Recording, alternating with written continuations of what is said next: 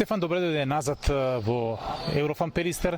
Сега си многу поискусен играч со оглед на тоа што во претходните неколку сезони имаш интернационални искуства. На каков тим најде и што очекуваш од тебе и од екипата оваа сезона? Прво добре ве најдов. Видете, убаво е да се вратиш дома после 10 години, точно 10 години се враќам назад во Битола, во Пелистер. Искрено очекувам позитивен исход во оваа сезона. Се надевам дека пред се ќе бидеме здрави, што е најбитно за нас. И се надевам дека ќе ја оствариме целта и на клубот. Ќе се покажеме пред домашната публика. Сметам дека ќе ги задоволиме сите страсти.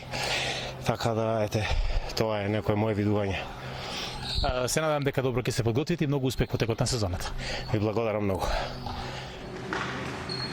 Петар, добре дојде во Битола, зборува за твоите карактеристики, за тоа каков ракометар си и на каков амбиент наидуваш тука во Еврофан Перистер 2.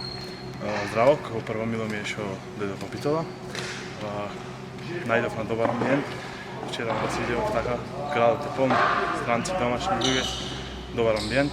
За мене каков играч сум, да не речам млад, играм во два правци, одбрана напад. Тоа е. Позицијата кружен напаѓач во Битола е од секогаш обоена со многу познати, популарни имиња и низ историјата и сега во тимот на Еврофан Перистер. Можеш ли да ни постучиш некое име кое што е твој модел, твој идол, на кој што се споредуваш или сакаш да бидеш? Сега во моментов нормално Жарко Вешевски и Василев Русинот, не знаеме каков е новиот сега што дојде.